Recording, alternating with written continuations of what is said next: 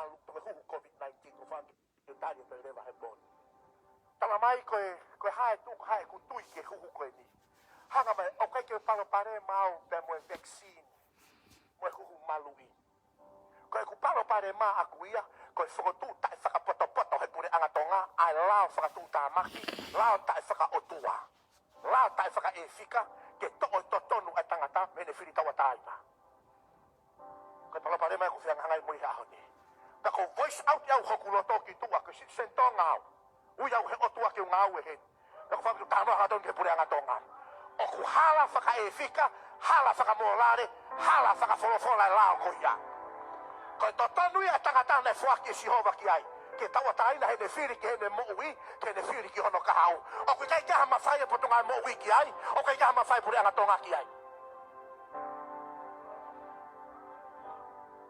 ko fa mega ye mahino ke pure anga tonga ye fa ki o kai ho tonu e me ku ke mo ui aki pene fo ke sa stu po ula ki ko ni stu toni tonga e tawa taina tonga he ne lotu e fili ki ai tawa taina tonga e tawa taina tonga he ne koloa ko ia o ku ne mau mo ne nga we i pe kai ririu kai se mau ke te we i lao ko ia e to folofola leva en afisio ke pure anga fraba ko o fare area ko folofola no tahaia e historia fare area ka ko folofola valoki mama fatahaia ai de afio king tupo wono ka ko fra singa de folofola ke na de mai ka kai tonga mo fili fa poto saka ai ke te mahino ne fa matala he ko safa ahoni ko pure anga na tau fili ko kiloto tala mai neva he o tua he de folofola ko taimi ko o ku he ai mau mafai pe me he folofola e o tua e inu hono mama hi me mala ia he kakai ko taimi ko ta pe ku tange kakai ke si hova ko taimi ko fai ke ai o tua ono hina ko pone ia ko o ku kai ko i siu ia he ni ko hu ko i siu ia he ni ko to tau taina na fo ke si hova pe na fo ke ulak fa e tu bo ulak o kai ko ha metikolo a kai ko kai ko to tau ke mala ko ia o metikolo pe ko mala ko fai to ko mala o ko folofola o tua ka ko hunga kai ke ure ai na to mo fai e fa to lo ki mo research me fe komi ke ha ko ia ko o sma te mai e ta fa akla me folofola o tua ka ba ko motor ko fa am ko ko fili tawa taina Fakafeta ke Jehova. Motoko treke hu ko faam ko fili tawa taina fakafeta ke Jehova. He wi ke ha ko ke faka si he ka te otwa na ke hu ko viti. He ka te otwa ka te ko ne te ke hu ko e. Te ne ka te ko e na ke tui ke tata ho kwa lo si su kala si pe kai. Ka me to kanga ke otwa. Na ke tui ke tata. E ke mai ni ke tui ke hu si hu he na hu ke. O su borio au o su misere au. O te ke huhu COVID iau, heke te huhu COVID iau. He kiai ai mea ko fa, ko fa mi orea ke to taha ko to te he fia fini. Whakapapau e kuke ilongi a information I kakato, ke he mea te ki ai yo halanga ka lava. He koe toto, koe mea koe mo ui ai. O kui kai koe mea kai e kuke mo ui ai, koe halanga toto, kono hinga le whika wahe o tua e tapu ke kai e toto. He koe mo ui anga i e tangata.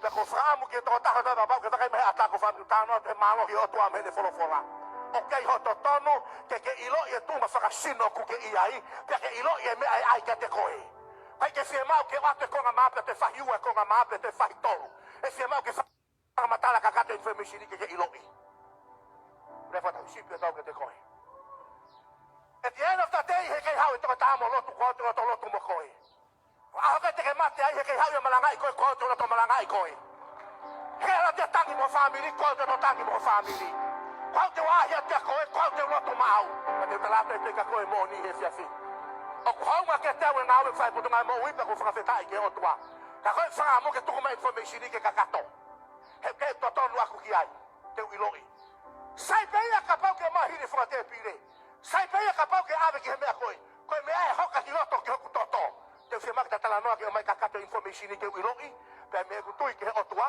te ta la toai io e ai ke te au pe te ta la toai I kai fa mo le mo Okay, totonu aku me Jehova ke talatu ikai. Kele me ko ki ho haalahi he ahoni. Ho haalahi au pito wi ke ahoni.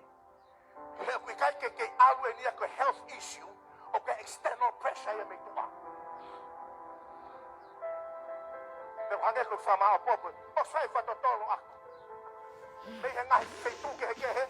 Interview me ka to ke tala la ke.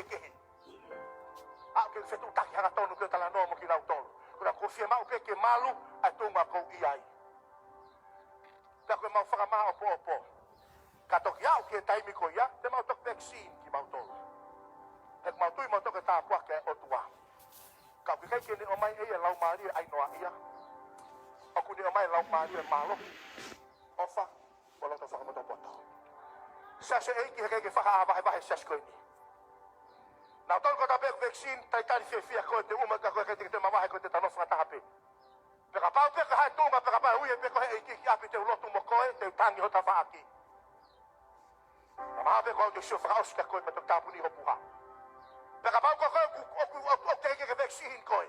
Ka te hokat mau ia tua ka te tautu pe ho tafa aki. E ko kuia me o tua. Ko fa ki pasa ka te koe ke ilo e me te ton ke fai. Hallelujah. Ki pasa ke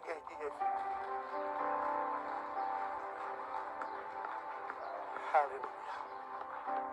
Okay, kaya ko issue, okay kaya ko matao-tao ta fa ko ia. Ako sa ni tao ta mahina ba no kumi ako research, ako ia mo kumi. Saka eke pe.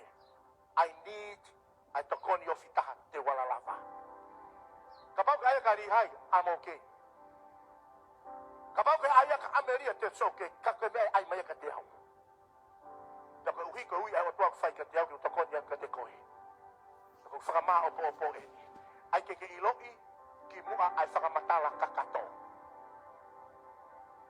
O kai ke whakam ke saini ho totonu tuwange ke alo. O kung whakaamo ke iloi o ke o tua lahi tau ki hai. Hallelujah. Whamalanga mai he toko lahi pa nau hanga tukwa ki. Whanoko tō kia wai hao. Hawang tau tau ria ka toi whani. Ospeko ia tau whani ka tātaa sisu. Hau secondary tātaa kalaisu. Hawai ka ia tātaa ke mua mua ia. Hoi ku whehui. Te mo alu whakataha mua he afi. Ko tari mai e kutohi. My God will go with me through the fire. Hoi ku whehui te mo alu whakataha mua he afa. Ko tari mai e kutohi. My God will go with me he. Mata e he afa. Uke osu mateu teu que não há consequences. Os Mateus de quando vai no noa, tá mais tarde que uma mensagem que tem como.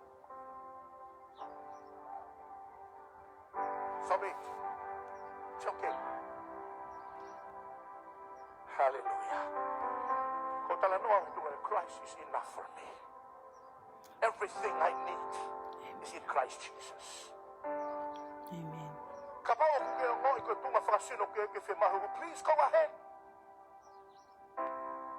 It's your choice. Kai pe mo ke ilo i kakato information ni. Oti ke oho atanga me lawa mama ni. Tala mai mama ni ke fie poto. Ko kitare tanga ho lau mai. Ya te fie vale au. Ya mai to ata mai le kai ke mai ya ai. O kai te fie mau ke ha ba he. Oh. Saya ke mau tui a mau tolu ho tui ko ne ka no. O mo mesha ta tau me ke otua. I faith that I could get him over. There's no difference. Oh, come on, no. Till at the end of the day, kung manawasina yaha kautama de kay huhu ho kay ngaton di heri behala ay loto. Amen. Behala ay loto. Check your heart. Dako folofola ya koy mo ni fear not. O te manawahe ko lawa tagata. O te manawahe ko COVID. We just had a meeting today with our top medical doctors. This is my view. I need them. Christ is enough for me. Christ is enough for me.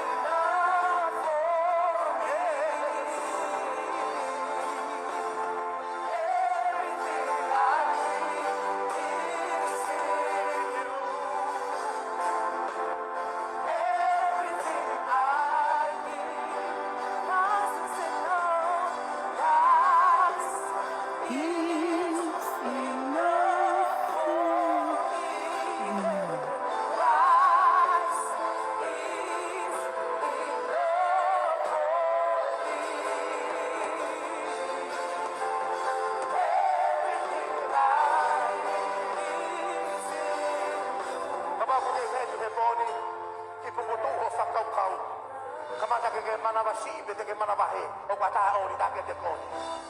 O to kala ke te o to posala ke te ki te koe. Ko ta no be ke fahi ngata ha pe moni. Vaccine mo dai vaccine, hai tu ma ke hai. O lahi amana ke le ke te koe. Christ is enough for us. Let's sing it again. Christ is enough.